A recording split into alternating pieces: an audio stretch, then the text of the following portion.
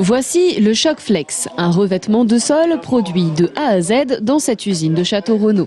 Seul hic, sa largeur, 1,50 m, un format que le groupe Forbo a décidé d'abandonner au profit d'un nouveau standard.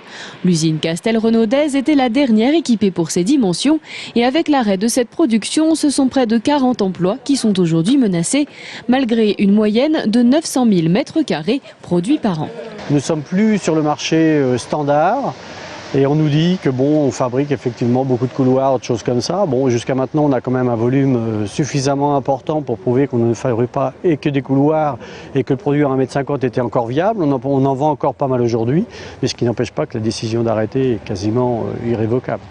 La production de Château-Renaud sera alors absorbée par un autre site situé à Reims et récemment équipé pour produire le Choc-Flex au nouveau format.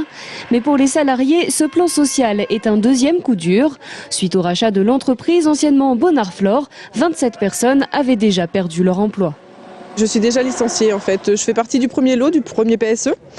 Mon poste licencié est supprimé, il est à Reims maintenant, donc on m'a proposé un poste à Reims, mais j'ai refusé. Et en fait, étant enceinte, je serai licenciée à mon retour de congé maternité.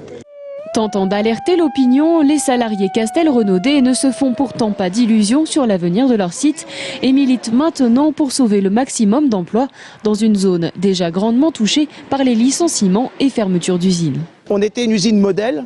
Une usine qui s'autofinançait depuis toujours, qui faisait des très bons chiffres d'affaires, des très bons profits.